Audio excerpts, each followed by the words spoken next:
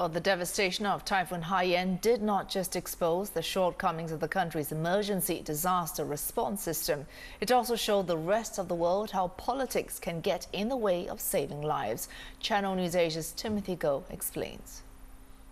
The disaster that is Typhoon Haiyan killed more than 4,000 people in the central Philippines. But what followed next was an even bigger tragedy.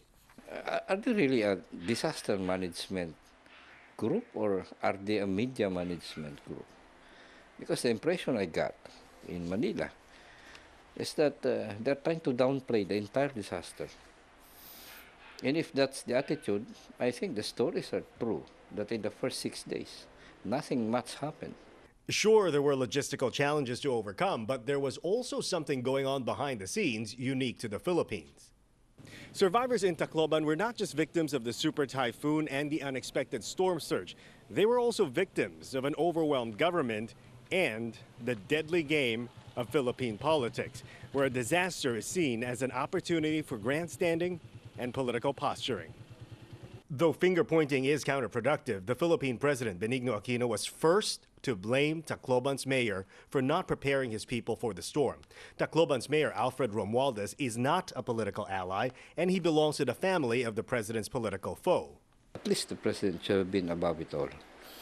Yeah, I mean, he is the president of a country. He's not the president of the Liberal Party. He has a responsibility to the nation.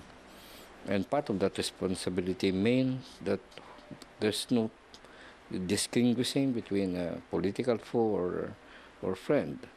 So was the Aquino government slow to respond because of logistics, or was it because of politics?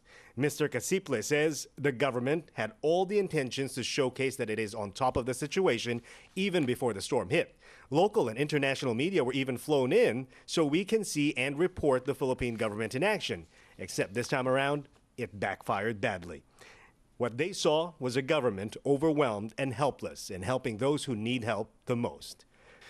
Timothy Go, Channel News Asia, Tacloban, Philippines.